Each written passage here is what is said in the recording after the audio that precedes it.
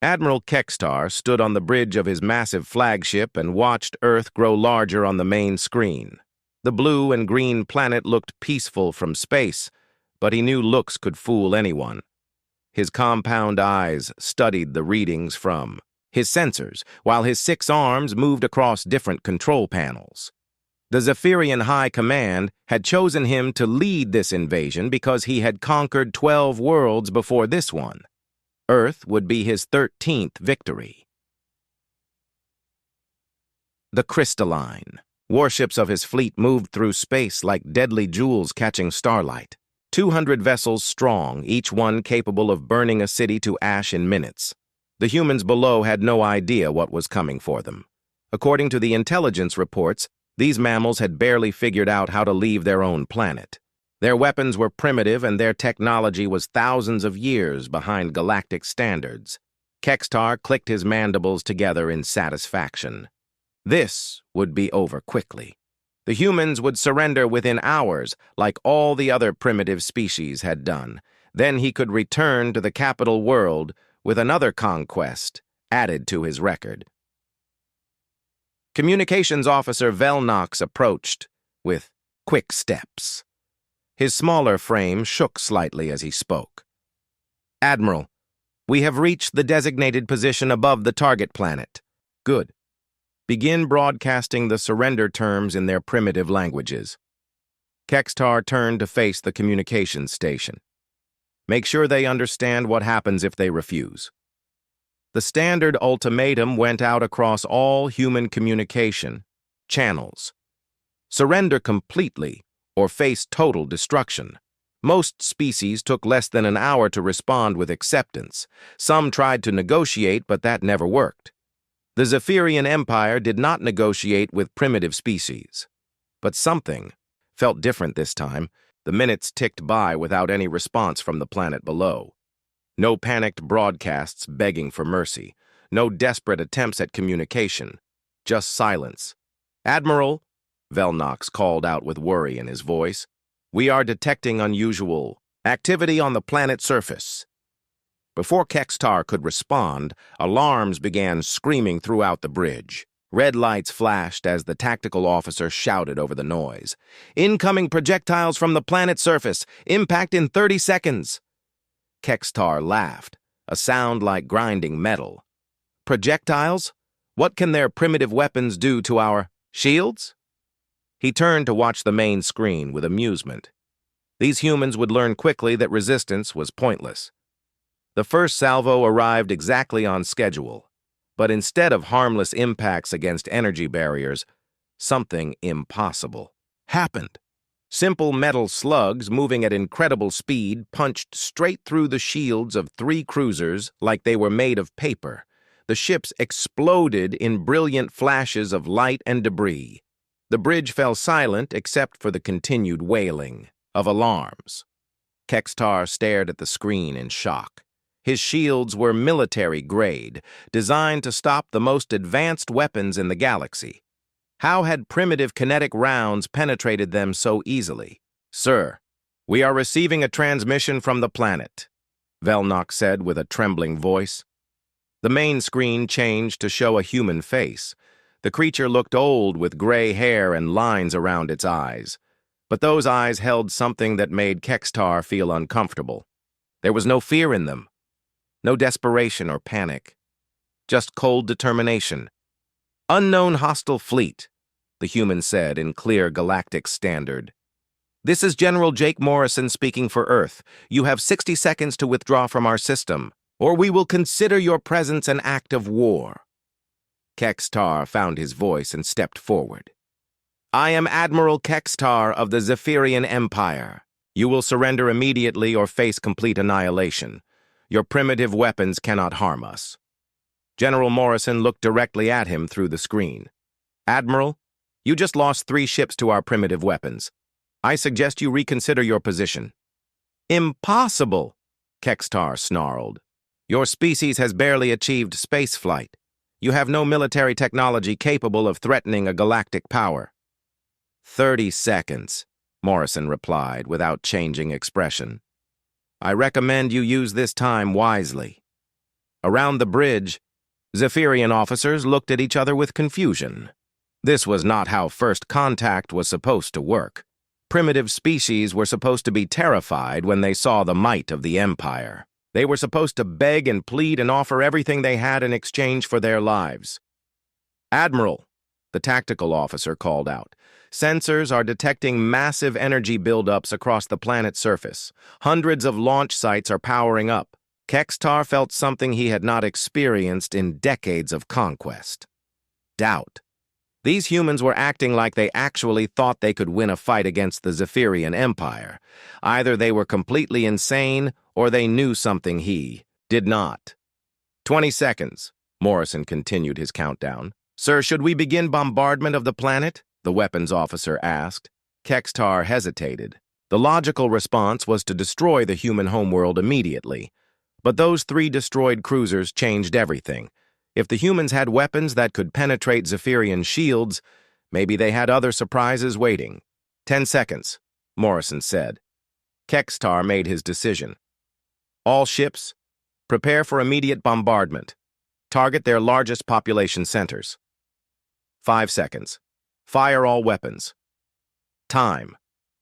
The screen went dark as the human transmission ended.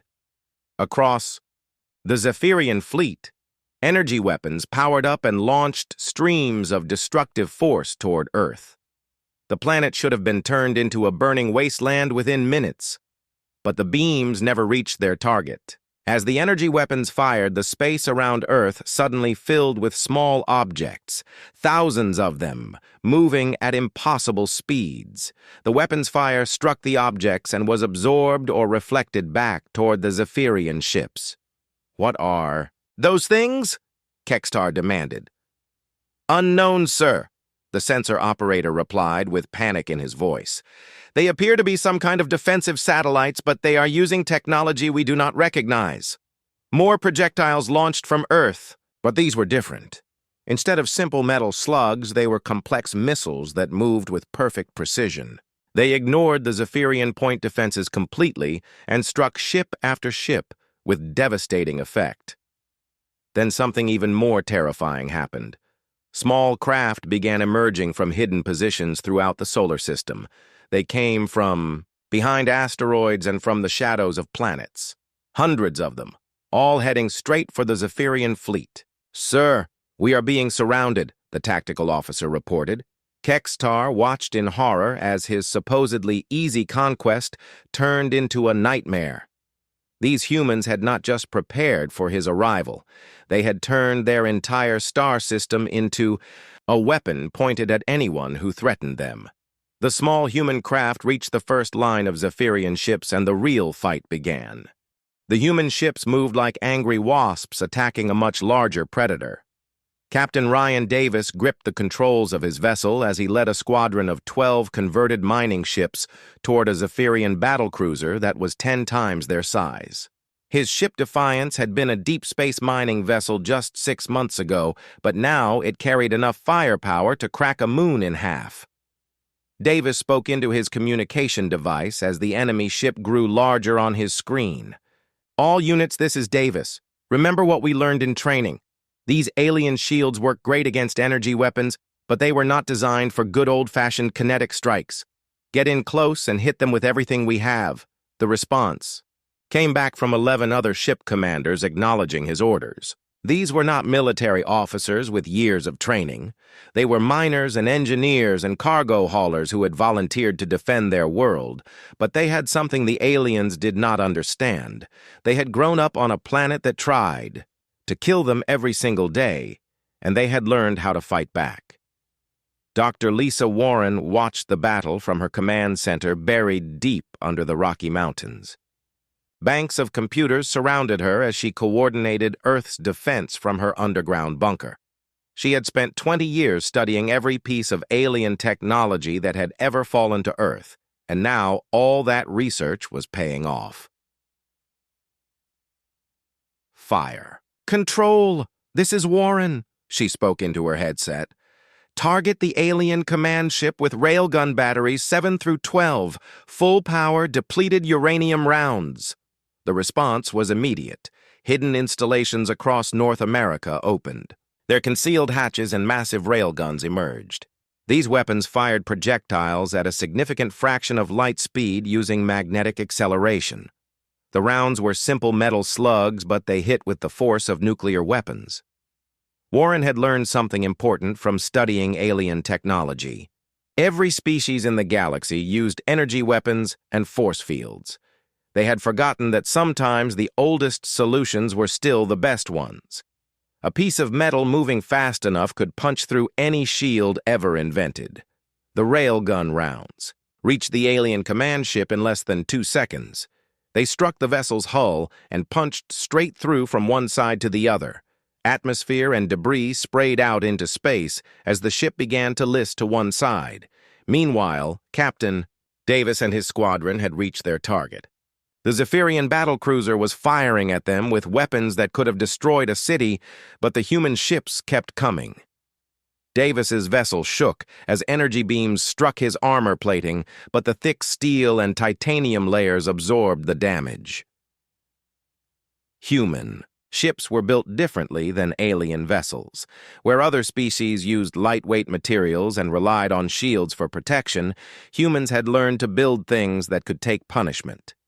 Every human ship was armored like a tank and designed to keep fighting even when half destroyed. "This is Davis to all ships," he called out as his squadron closed to point-blank range. "Deploy the special package on my mark. 3, 2, 1, mark." Each human ship released a single large missile at the same time, but these were not ordinary weapons. They were nuclear devices that had been modified with alien technology Warren's team had reverse-engineered. Instead of explosive warheads, they generated focused beams of X-ray radiation that could cut through any known material. The 12 missiles struck the battlecruiser's hull simultaneously. The nuclear-pumped X-ray lasers fired for exactly 1/100th of a second before the devices destroyed themselves. But that was enough. 12 perfect cuts appeared in the alien ship's armor, and the massive vessel simply fell apart like a puzzle coming undone.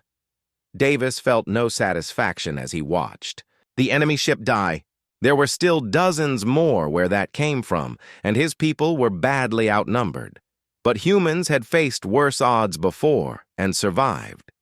They would find a way to win this fight too. On the other side of the solar system, Commander Amy Phillips was leading a different kind of attack. Her background in special operations had taught her that sometimes the best way to defeat a larger enemy was to hit them where they least expected it. While the main battle raged near Earth, she had taken a small force of stealth ships toward the alien fleet's support vessels. Phillips and her team had spent months preparing for this moment. They had studied captured alien technology and learned how their ships worked. More importantly, they had learned how to break them. Her ships carried boarding parties equipped with weapons designed specifically to fight aliens in the cramped corridors of their vessels. The Zephyrians had made a critical mistake. They assumed that humans were like every other primitive species they had conquered. Weak, frightened, and completely unprepared for galactic warfare. But humans were different. They had evolved on a world where everything from the weather to the wildlife tried to kill them on a daily basis. Phillips watched her target through the stealth ship's sensors, a Zephyrian supply vessel loaded with ammunition and spare parts for the fleet. If she could destroy or capture it, the enemy would have a much harder time continuing their attack. She turned to her boarding team leader. "Sergeant Collins, are your people ready?" she asked. The grizzled veteran nodded. "Yes, ma'am. We have been waiting for this chance our whole lives." Collins and his soldiers were equipped with the latest in human military technology. Their armor was designed to work in zero-gravity and hostile environments. Their weapons fired projectiles that could penetrate alien armor, and their training included hand-to-hand combat techniques that worked against non-human opponents. Stealth ships moved in on their target like sharks approaching wounded prey. The Zephyrian supply vessel had minimal defenses because it was supposed to be protected by the main fleet. But the main fleet was busy trying to survive the human counterattack and had no ships to spare for escort duty. Phillips gave the order and her ships struck simultaneously. Magnetic grapples locked onto the alien hull while cutting lasers burned through the armor plating. Within minutes, human soldiers were pouring through the breaches and fighting their way toward the ship's critical systems. The aliens inside were not prepared for close-quarters combat against humans. They had energy, weapons designed for long-range battles, but humans preferred to fight up close where their natural aggression gave them an advantage. Collins and his soldiers moved through the ship like a force of nature, destroying everything in their path. Back near Earth, Admiral Kextar was beginning to understand the magnitude of his mistake. His fleet was being systematically destroyed by creatures he had dismissed as primitives. Worse yet, they were not fighting like any civilized species he had ever encountered. They were fighting like wild animals that had somehow learned to use advanced technology. The humans were not trying to win a clean victory. They were trying to kill every alien in the system, and they were very good at it. Council Prime Zarthul felt his ancient bones creak as he rose from his meditation chamber. The emergency alerts had been screaming for hours, but he had ignored them until now. In his 10,000 years of life, he had seen the rise and fall of countless civilizations. Nothing surprised him anymore, or so he had thought until today. The messenger who stood before him was shaking with fear. Young by galactic standards at only 3 centuries old, the aide had never delivered news this serious before. His voice cracked as he spoke. Council Prime, we have received the final transmission from Admiral Kextar's fleet. The invasion of Earth has failed completely. All ships were destroyed or captured. There are no survivors. Zarthul stood in silence for a long moment. The Zephyrian Empire had been the military arm of the Galactic Council for over 5,000 years. They had conquered hundreds of worlds without a single major defeat. The idea that a primitive species could destroy an entire battle fleet was impossible. "Show me the recordings," he commanded. The aide activated a holographic display that filled the chamber with images from the battle. Zarthul watched in growing horror as human ships tore through Zephyrian vessels like they were made of paper. He saw alien soldiers being overwhelmed by human boarding parties in hand-to-hand combat. Most disturbing of all, he watched humans adapt their tactics in real time as the battle progressed. When the recordings ended, Zarthul felt something his species had forgotten over their millennia of rule. Fear. Real gut-twisting fear of a threat that could not be controlled or contained. "Bring me everything we know about this species," he ordered. The files that arrived painted a picture that should have been impossible. Earth was classified as a death world, a planet so hostile that most galactic species would die within hours of setting foot on it. The weather was violent and unpredictable. The native life forms were aggressive and dangerous. Even the planet's geology was unstable, with earthquakes and volcanic eruptions happening regularly. Yet somehow humans had not just survived on this nightmare world, they had thrived. They had turned every challenge into an advantage and every disaster into a lesson. They had learned to cooperate on a scale that most species considered impossible, while maintaining an individual aggression that made them perfect warriors. Zarthul read report after report with growing dread. Humans had survived ice ages that would have wiped out entire civilizations. They had endured asteroid impacts and supervolcanic eruptions. They had fought wars against each other that made galactic conflicts look like children's games, and through it all, they had grown stronger.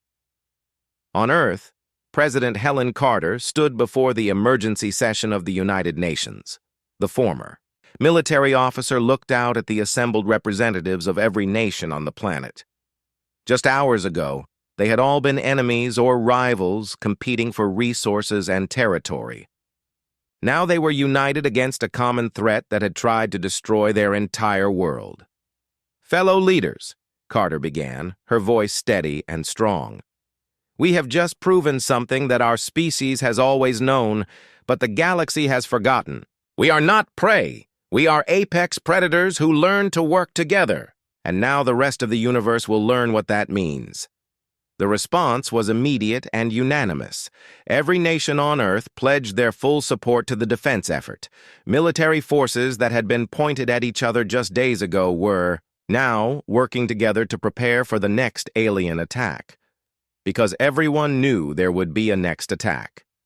Dr. Amanda Foster stood in her laboratory surrounded by pieces of captured alien technology.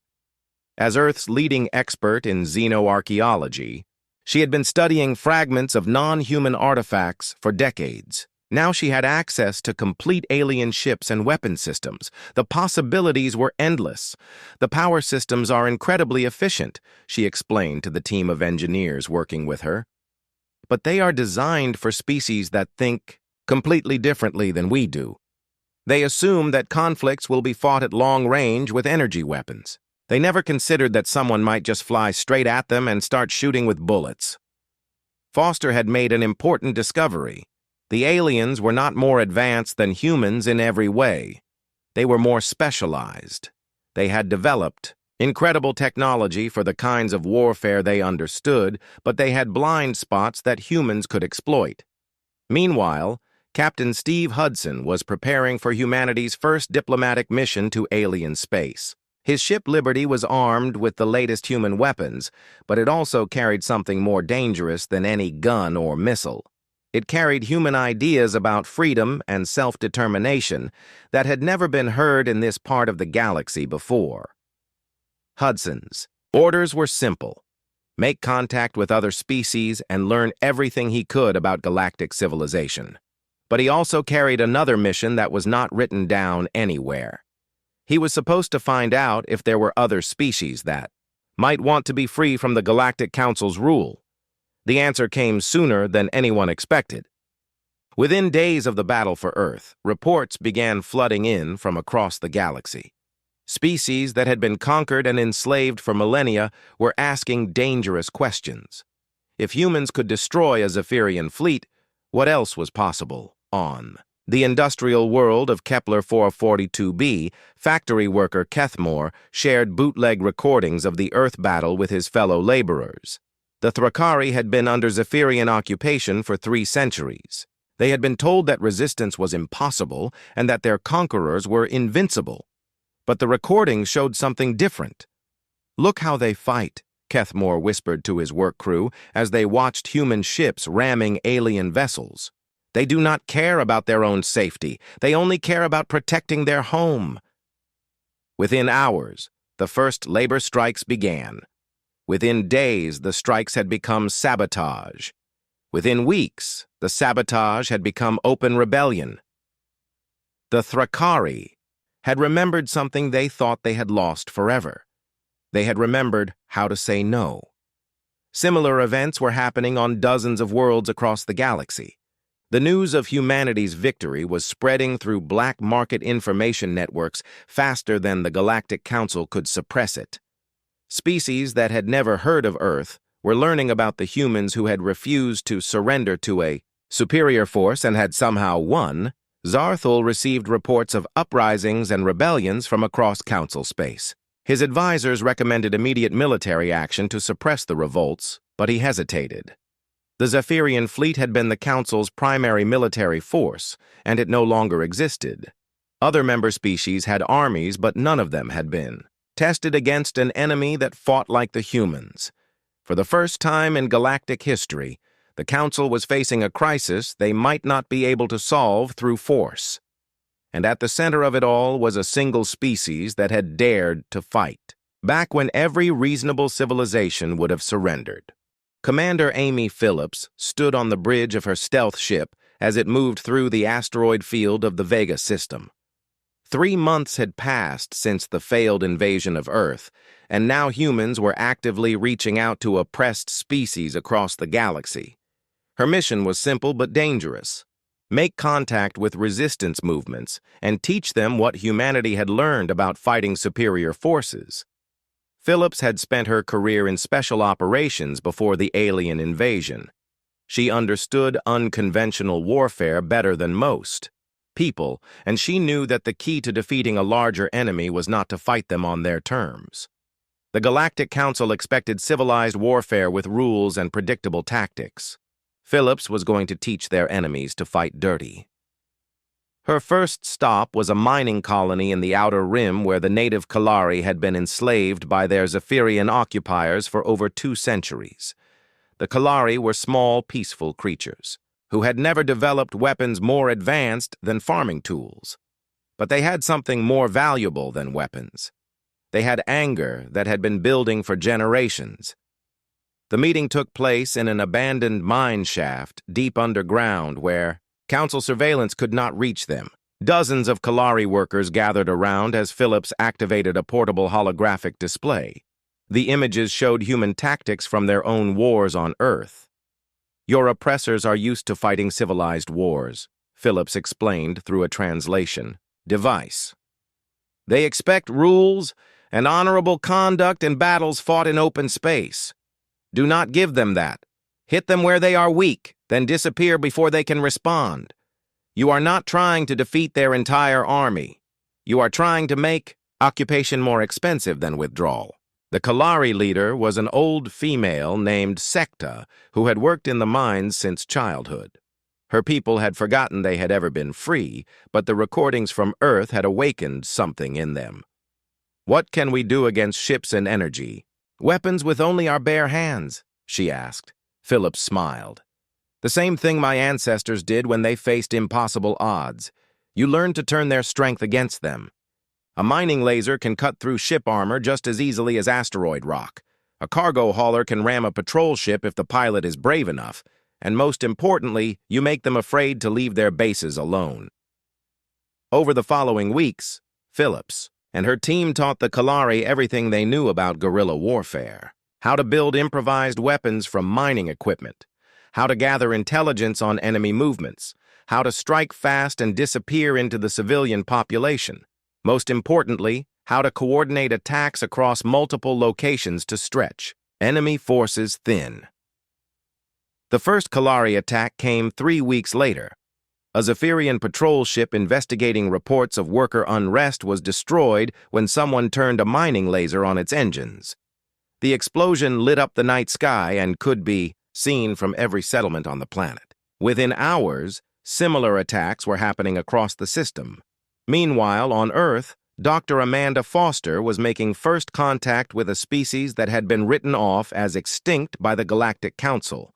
The Vex-High had once ruled a significant portion of the galaxy before being conquered and enslaved so thoroughly that they had forgotten their own history. Foster's archaeological expertise was about to remind them of what they had lost. The Vex-High delegation arrived at the lunar meeting station in a ship that barely qualified for space travel. They were tall, thin beings with pale skin and large eyes that showed centuries of defeat and hopelessness. Their leader introduced himself as Keeper Vel Nath, one of the few among his people who could still read the old texts. Foster had spent months studying fragmentary records of ancient Vex-High civilization. What she found was remarkable. Before their conquest, the Vex-High had been master engineers who built structures that lasted for millennia. They had developed mathematical principles that the current galaxy still used. They had been artists and philosophers whose works had influenced dozens of other species. "Your people ruled the galaxy once," Foster told the assembled delegation as she showed them holographic reconstructions of ancient Vex-High cities. "You built wonders that the current council could never match. You were not always slaves." Vel Nath stared at the images with tears running down his face. "These are real? Our ancestors truly built such things?" "More than that," Foster replied. "They built them to last. Most of your ancient infrastructure still exists. It has been claimed by the council, but the original design codes are still in your genetic memory. You could take it back if you wanted." 2. The revelation that their enslaved homeworld still contained functioning Vex-High technology changed everything. Within days, Vex-High resistance cells were activating ancient security systems and reclaiming facilities that had been under council control for millennia. Weapons platforms that had been dormant for centuries came online. Defensive shields that the Council could not bypass protected rebel strongholds. On the industrial world of Kepler 442b, the Thrakari rebellion had evolved from labor strikes to open warfare. Kethmore, the factory worker who had started it all, now commanded a guerrilla army that controlled half the planet. His people had learned human tactics from intercepted transmissions, and they were putting them to good use. The Zephyrian garrison had been designed to control a peaceful workforce, not fight a real war. When the Thrakari started using human tactics, the occupying forces found themselves completely outmatched. Factories that had produced goods for the Council were now building weapons for the rebellion. Supply convoys were ambushed regularly. Patrol ships disappeared without trace. Captain Tony Mitchell received the emergency transmission while his ship was patrolling the edge of human space. The message was from a coalition of rebel groups across 12 star systems. They were requesting human military assistance for a coordinated uprising against the Galactic Council. Mitchell knew this was the moment that would define humanity's role in galactic affairs. The joint fleet that assembled at the rendezvous point was unlike anything the galaxy had ever seen. Human warships flew alongside converted Kalari mining vessels and ancient Vexhide dreadnoughts that had been awakened after centuries of slumber. Thrakari fighters buzzed around the formation like angry insects ready to sting anyone who threatened their newfound freedom. Mitchell stood on the bridge of his flagship, Liberty, and looked out at the most unusual alliance in galactic history. These were not professional soldiers or career warriors. They were ordinary people who had decided they would rather die free than live as slaves. It reminded him of the stories his grandfather had told about Earth's own struggle for independence centuries ago. The destination was the Council capital world itself. Not to destroy it, but to force a confrontation that would change the balance of power in the galaxy forever. The rebellion had grown beyond anyone's expectations, and now it was time to see if the Galactic Council would choose negotiation or war. Mitchell activated the fleet communication system and spoke to ships from a dozen different worlds. "This is Admiral Mitchell to all vessels. We are about to make history. The galaxy is watching to see if freedom can triumph over oppression. Let's show them what people can accomplish when they refuse to give up." The combined fleet jumped to hyperspace and headed toward a confrontation that would reshape galactic civilization. The combined rebel fleet dropped out of hyperspace at the edge of the Council capital system like a storm arriving without warning. Admiral Tony Mitchell stood on the bridge of his flagship Liberty and watched as dozens of different ship types formed into battle formation around him. Human vessels flew alongside ancient Vexhide dreadnoughts and converted Kalari mining ships that bristled with improvised weapons. Council Prime Zarthul received the alert in his meditation chamber and felt his ancient heart skip a beat. 47 different species had declared independence from Council authority in the past 6 months. Now they had brought their rebellion directly to the seat of galactic power. The irony was not lost on him that it had all started with one species that the Council had barely considered worth cataloging. The flagship of the rebel fleet broadcast on all frequencies as it approached the capital world. Mitchell's voice carried across space with the confidence of someone who had already won the most important battle. "Council Prime Zarthul, this is Admiral Mitchell of the Earth Defense Force. We are here to discuss the future of galactic governance. We can do this peacefully, or we can do this the hard way. The choice is yours." Zarthul looked around his council chamber at the representatives of the remaining loyal species. Fear was written on every face. The military forces protecting the capital world were strong, but they had not been designed to fight the kind of enemy that was approaching. These rebels did not follow the accepted rules of civilized warfare. They fought like the humans fought, with desperation and creativity and a complete disregard for their own safety. "Open a channel," Zarthul commanded with a voice that tried to hide his uncertainty. The main screen in the council chamber filled with the image of a human face. Mitchell looked older than his years, worn down by months of constant warfare. But his eyes still held the determination that had made his species so dangerous. Behind him on the bridge, Zarthul could see representatives from dozens of different species working together, as if they had been allies for centuries instead of former enemies.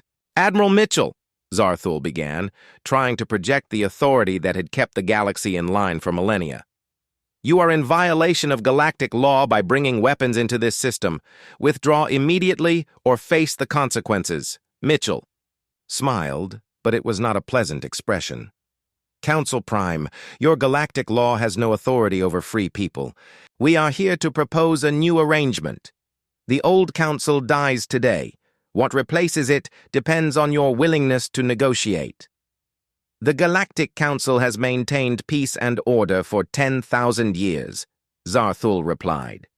"We will not be dictated to by primitives who have barely learned to leave their homeworld.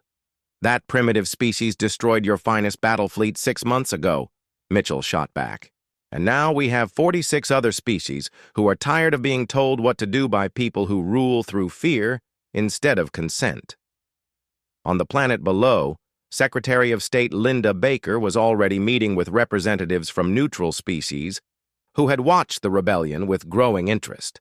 Her years of experience in international relations had prepared her for complex negotiations, but nothing quite like this. She was literally helping to write the Constitution for a new galactic government. "The fundamental principle is simple," Baker explained to the assembled delegates in the temporary embassy that had been set up in the capital city. "Government derives its authority from the consent of the governed.